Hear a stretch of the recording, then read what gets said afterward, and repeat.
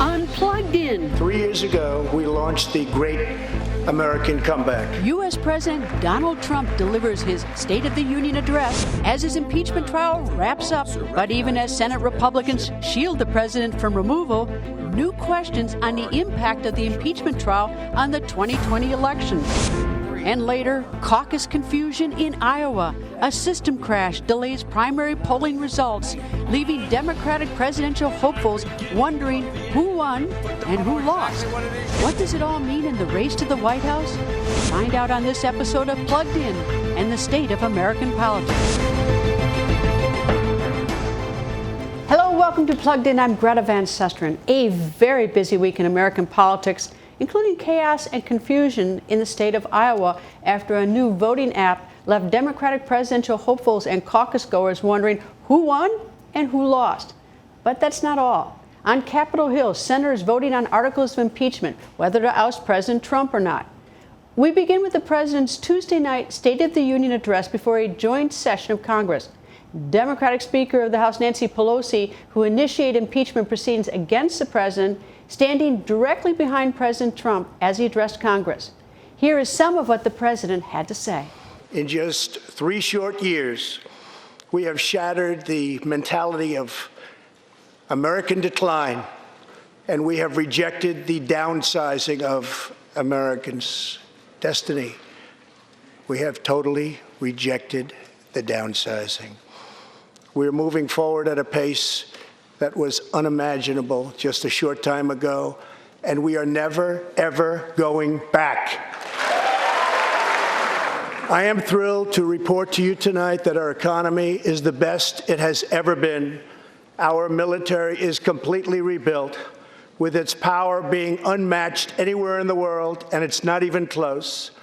Our borders are secure. Our families are flourishing. Our values are renewed. Our pride is restored. And for all of these reasons, I say to the people of our great country and to the members of Congress, the state of our union is stronger than ever before.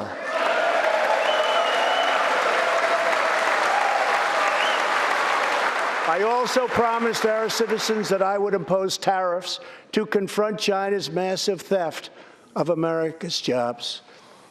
Our strategy has worked. Days ago, we signed the groundbreaking new agreement with China that will defend our workers, protect our intellectual property, bring billions and billions of dollars into our treasury, and open vast new markets for products made and grown right here in the USA. For decades, China has taken advantage of the United States. Now we have changed that. But at the same time, we have perhaps the best relationship we've ever had with China, including with President Xi. They respect what we've done because, quite frankly, they could never really believe that they were able to get away with what they were doing year after year, decade after decade, without someone in our country stepping up and saying, "That's enough."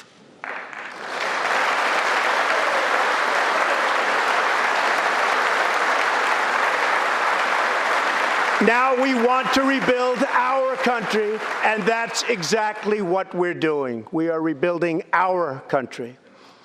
As we restore American leadership throughout the world, we are once again standing up for freedom in our hemisphere. That's why my administration reversed the failing policies of the previous administration on Cuba.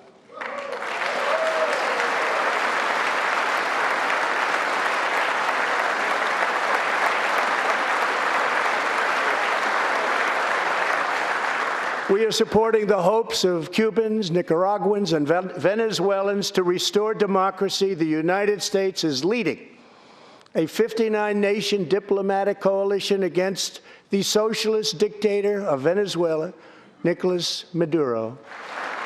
Over 130 legislators in this chamber have endorsed legislation that would bankrupt our nation by providing free taxpayer-funded health care to millions of illegal aliens, forcing taxpayers to subsidize free care for anyone in the world who unlawfully crosses our borders.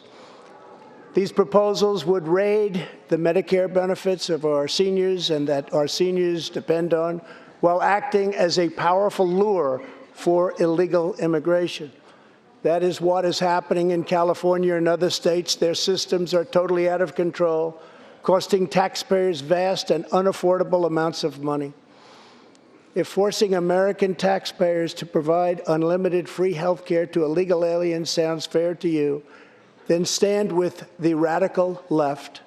But if you believe that we should defend American patients and American seniors, then stand with me and pass legislation to prohibit free government health care for illegal aliens.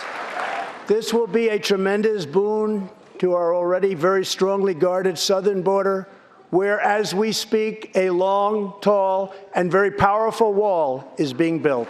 We have now completed over 100 miles and have over 500 miles fully completed in a very short period of time. Early next year, we will have substantially more than 500 miles completed. My administration is also strongly defending our national security and combating radical Islamic terrorism. Last week, I announced a groundbreaking plan for peace between Israel and the Palestinians. Recognizing that all past attempts have failed, we must be determined and creative in order to stabilize the region and give millions of young people the chance to realize a better future. 3 years ago, the barbarians of ISIS held over 20,000 square miles of territory in Iraq and Syria. Today, the ISIS territorial caliphate has been 100% destroyed, and the founder and leader of ISIS, the bloodthirsty killer known as al-Baghdadi, is dead.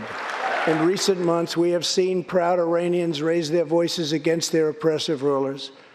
The Iranian regime must abandon its pursuit of nuclear weapons, stop spreading terror, death, and destruction, and start working for the good of its own people. Because of our powerful sanctions, the Iranian economy is doing very, very poorly. We can help them make a very good and short-time recovery. It can all go very quickly, but perhaps they are too proud or too foolish to ask for that help. We are here. Let's see which road they choose. It is totally up to them.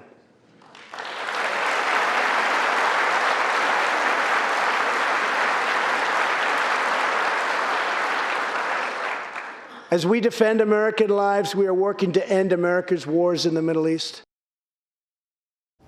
And keeping with tradition, the opposing political party responded to the president's address. Here is part of that rebuttal by the state of Michigan's Democratic Governor, Gretchen Whitmer. It's pretty simple. Democrats are trying to make your health care better. Republicans in Washington are trying to take it away. It doesn't matter what the president says about the stock market. What matters is that millions of people struggle to get by or don't have enough money at the end of the month after paying for transportation, student loans, or prescription drugs. American workers are hurting. In my own state, our neighbors in Wisconsin and Ohio, Pennsylvania, and all over the country, wages have stagnated while CEO pay has skyrocketed. President Trump spoke for 1 hour and 22 minutes, interrupted by applause from his Republican Party. And he spoke about his accomplishments and about his vision for the future. He did not mention his impeachment trial. Joining us to talk about all this is VOA senior White House correspondent Patsy Widakuswara. Nice to see you, Patsy. Happy to be here. Okay, Patsy, he touched on foreign policy and he said, among other things, he rejected the downsizing of the United States. What was he saying? So he's essentially giving the American people his vision of America, right? Putting in line with everything that he has done before, everything that he has said before in his campaign up to now, which is putting America first. So we see that very much into each paragraph of his speech almost, right? I mean, even when he's bringing up foreign policy, he's essentially talking about domestic policy. Case in point was when he introduced Juan Guaido, whom he acknowledged as the legitimate leader of Venezuela. Right after he introduced Juan Guaido, what he did was attack the Democrats on healthcare and on socialism. So these are some of the ways that he's using foreign policy to establish his dominance in domestic policy, including, for example, in the trade deals. He mentioned trade deals with China, he mentioned trade deals with Canada and Mexico, and again, bringing up this notion that under the Trump administration, American economy is the strongest it's ever been. All right, so he has a huge focus, and he's a former businessman, huge focus on the economy. And in fact, it's a familiar theme. He always talks about people not paying fair share in NATO, and that he thinks the United States, as he says, are getting ripped off by some of these other countries in prior trade deals. But he also talked about the killing of General Soleimani, the Iranian general. What did he say about that? So he's essentially saying that he's taken out, the terrorists, not just Soleimani, but also Abu Bakr al-Baghdadi. And so he's again projecting this image of strength, military strength abroad, and also mentioned that he had just recently released his Middle East peace plan between Israel and Palestine. Now, obviously, the data here is mixed because even though he released his Middle East peace plan, there is no involvement from the Palestinians. So all these foreign policy accomplishments come with notes that Democrats are sure to point out that this is not entirely true. Democrats are fact-checking it. One thing that I do want to discuss with you, Greta, today is just the overall mood of the show, of the Speech of the Union. Speech of the Union is always political theater, and boy, what a show that we had last night. Well, this State of the Union, like other ones, and former presidents of the opposing party, that does sort of speak to, they're sort of aspirational things that, they all the presidents talk about what they have done in the past 2 years, 1 year, Sure. 4 years, whatever, but they also talk about what they want to do in the future. So you use the word political theater. It is indeed that, but it's also meant to inspire. Right, and I think in terms of last night's speech, it was a very forward-looking speech. It was a very positive speech, and this, I think, is the way that Trump is taking playbook of Bill Clinton in 1999 when he was under the threat of impeachment, but also did not mention the word impeachment. Trump did not mention the word impeachment. He barely alluded to it, and we almost didn't believe Hogan Gidley, his deputy press secretary, yesterday morning when he said that the president wasn't going to mention the word impeachment. We thought that, given the tendency of the president to go off script, he may allude it in some way, but he didn't. So in that way, he learned from Bill Clinton in 1999. He did not go the route of Richard Nixon in 1974 when he famously said that 1 year of Watergate is enough. And what's different about this time, for instance, compared to like other times, is that haven't just started a war. It didn't have a lot of military in it, except for he said that he has bolstered the U.S. military and got it more strength. Correct, and this is very much a speech that is geared towards his re-election. You can hear parts of his speech sounding a lot like a campaign rally. Now, of course, behind that rhetoric, we also see this big display of the dynamics in American politics right now, starting from, right off the bat in the beginning when Nancy Pelosi extended her hand and he refused to shake it until all the way to the end when she ripped up his speech. So indeed, it was political theater. It was, and it's always fascinating to watch. And on prior years, they've even counted how many times presidents have been arrested by the applause line, and the applause typically comes almost all from his own party, whether it's a Democrat or Republican. But it's always fascinating to watch. Patsy, thank you. My pleasure. Patsy Widakuswara, VOA senior White House correspondent. And keeping it on Capitol Hill, we turn now to the latest on the impeachment of President Trump. History will remember Donald Trump as only the third U.S. president to be impeached, but will be the lasting impact of the impeachment process of the Trump administration. What will be the lasting effect on the American people? Well, the United States is just months away from its next presidential election. Will President Trump be reelected to a second term, or will a Democratic opponent win? VOA Congressional Correspondent Katherine GYPSON joins us from Capitol Hill. Nice to see you, Katherine. Good to see you, too. Always these State of the Union are a little bit different than the one that's leading up to the next presidential election. Did you feel the politics there? Oh, certainly. I think that watching that whole interplay between Nancy Pelosi and Donald Trump, remember, Nancy Pelosi is the one person who can find a way to always get under Donald Trump's skin, and she was certainly doing that in the House chamber where President Trump had been impeached by the Democratic majority less than 2 months ago. She did go out, she did extend that handshake, but then President Trump didn't accept it. And by the end of the speech, we of course had that extraordinary moment where she was ripping up the speech right behind him. It really spoke to the atmosphere that's been up here on Capitol Hill the past few weeks, where everybody is pitted against each other, where there's no room for common ground, where quite frankly it's been exhausting to go through the Senate impeachment trial. Well, I think it was pretty obvious she did tear up the speech. I mean, that I got, but I was unclear in watching last night when Nancy Pelosi, when President Trump came in, Nancy Pelosi is standing behind him as he's handed the copy of the speech to her and to Vice President Pence.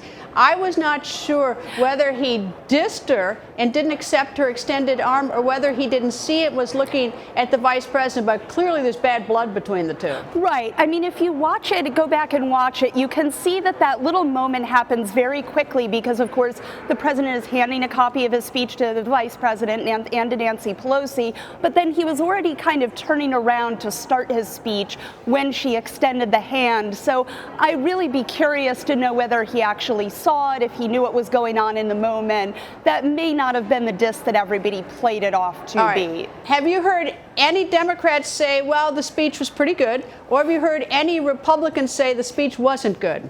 That's a great question, because that's really how things happen up here on Capitol Hill. You come out, you talk to the Democrats after anything that President Trump does, and they will say, look, there was nothing here. That was a partisan political rally that we just heard. A couple of Democrats actually walked out in the middle of the speech during certain sections about undocumented immigrants, that type of thing.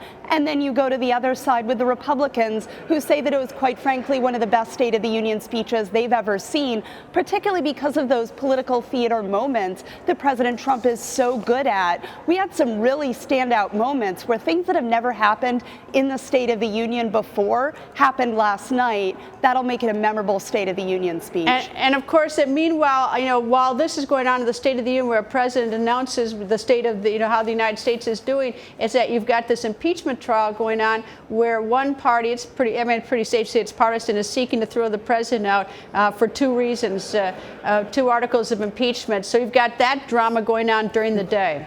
Right, exactly. It was this incredible day up on Capitol Hill where you had U.S. senators taking to the Senate floor to talk through their decision to either acquit President Trump of those two charges of impeachment, articles of impeachment, or to remove him from office. And then you have them all going and flooding into the House chamber to listen to that president give a speech. First time it's ever happened here in the United States. And to give the viewers a little taste of this, both sides delivered in that impeachment powerful closing statements. Impeachment manager Adam Schiff urging senators to vote with their conscience. The president's lawyer, Jay Sekulow, calling the impeachment proceedings a farce. Here it is. You and we represent the American people, the ones at home and at work who are hoping that their country will remain what it has always believed it to be, a beacon of hope, of democracy, and of inspiration to those striving around the world to create their own more perfect unions, for those who are standing up to lawlessness and to tyranny. What the House Democrats have done to this nation, to the Constitution, to the office of the President, to the President himself, and to this body is outrageous. They have cheapened the awesome power of impeachment, and unfortunately, of course, the country is not better for that. Catherine, when you listen to that, everybody watched the same trial, listened to the same speech last night, but when you talk to Republicans and Democrats, it's as though they saw a different trial and a different speech. That's absolutely right, and I think that's one of the longer-term consequences of the Senate impeachment trial, is that it really speaks to how each side is really viewing American democracy and the checks and balances in the U.S. system of government really differently. There's a way of thinking about how our democratic institutions are working now that each side sees completely differently. Democrats said that they had to rush this impeachment trial because they had to address what they said was alleged election interference in the upcoming presidential election in November. They said it was imminent, that they had to address this to ensure a free and fair election. Well, Republicans are saying, look, the American people are going to go to the ballot box in 9, 10 months. They are the ones who should be making the decision here, not U.S. senators. Leave it up to the voters' hands and let them decide about our democratic institutions and whether President Trump was guilty of violating any of them. Catherine, thank you. Katherine GYPSON, our VOA Congressional Correspondent. And with the president successfully beating back Democratic efforts to oust him from office, the focus this week shifted to Iowa, where Democratic candidates were busy campaigning for their party's nomination. But a glitch in a new voting app appears to have thrown a monkey wrench into the vote counting process. More on that later. But first, a bit of history on the Iowa caucus. For nearly 50 years, Iowa has played an outsized role in American presidential politics. Why does a small state with a 92% white population, only a third the size of New York City, have so much political clout in a nationwide race? For starters, Iowa is first. Iowa has been the first state to hold presidential contests since 1972. Since 1976, Iowa has correctly chosen 7 Democratic presidential nominees, including the last 4, Hillary Clinton, Barack Obama, John Kerry, and Al Gore. The state is also noteworthy because of the way it chooses a nominee. It's called a caucus. On caucus day, voters gather in each precinct where meetings are held in schools, churches, libraries, and even private homes. But instead of voting, supporters for each candidate divides themselves into groups, gathering in one corner of the room to show their support for a candidate. The candidate with the largest caucuses will go on to win the state's nomination, often getting a boost as they move on to primary contests in other states. A good performance in Iowa is not always the deciding factor in who ultimately wins a political party's nomination. But a poor showing in Iowa could have a huge impact on a candidate's momentum and in his ability to raise money. That's especially true when the results are clear, which clearly was not the case this week. Apparently, a coding error delayed results from Monday night's important race in Iowa for the Democratic Party's nomination for president. For a look at how this might impact the Democratic leadership race and ultimately the 2020 election, we are joined by VOA Senior National Correspondent Jim Malone. Jim, you just can't make this stuff up. We thought Monday night we'd have the results from one state as we march on to the other states, but we don't. Yeah, and there's been a long time controversy. Should states do caucus voting or go to a primary? The trend has been going to primaries. There's only a handful of states that have the caucuses, but Iowa has really made their reputation on that since about 1972. So they're a singular kind of presence there that the candidates are used to going. It's interesting, on the Republican side, you just go to the caucus site that night, you vote, and you go home. The Democrats have this complicated lineup, who do you want, and sometimes try to convince their neighbors who to stick with. But it's not like voting hasn't also, the voting has not been without problems here in this country, which is always perplexing to me. I can change planes in Doha and get $100 out of my ATM machine and immediately records it back here in D.C. But for some reason, voting has we're bedeviled by this. Right, and they made clear that there's no hacking here by the Russians but there's already a high level of anxiety about that heading into this election cycle. So any kind of election kind of problems are going to highlight that issue. And of course, what's the fallout been? The candidates didn't get that much of a boost, those who did well, and we're looking at Pete Buttigieg and Bernie Sanders, and the candidate who did less well, perhaps, Joe Biden now, who's going to have to really have some sort of comeback in the next few weeks, I think, to remain relevant in this race. And we should explain that Joe Biden is the former vice president of the United States. And so, a lot of people thought that he would have a commanding showing in Iowa. He was the front runner for much of the year going into this election. He was ahead in the national polls. But there's questions about his age. And also what seemed to come out of Iowa was Democrats are looking for something or someone different. In some cases, it's a revolutionary look at how we, reform government in this country, led by Bernie Sanders, or a more moderate view by Pete Buttigieg.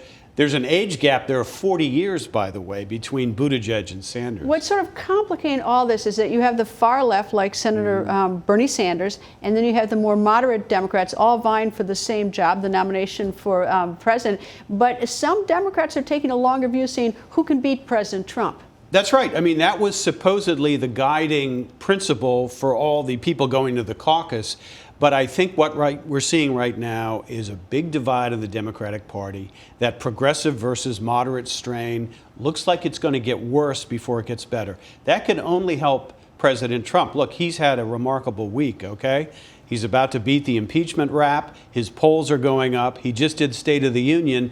The political landscape is shifting a bit this week. Now, it doesn't mean it can't shift back, but the Democrats look like they may be in for a long, divisive battle with no clear kind of nominee at this point, and that's unusual in this system. Well, the minute that this problem was developed on Monday night, we thought we were going to get the results. The backup system didn't work, which was you phone in the results to the central place in Iowa, and people were on hold for a long time. That didn't work. But but the Republicans started tweeting things like, well, the Democrats had 4 years to get ready for this caucus, and they can't do it, and they want to run the entire country. Yeah. Right. I mean, it's painful what's happened to the Democrats with this. It was a boon for their talking points. There's no doubt about it. So how do Democrats kind of, come back from this? Sanders is favored to do well in the New Hampshire primary next week.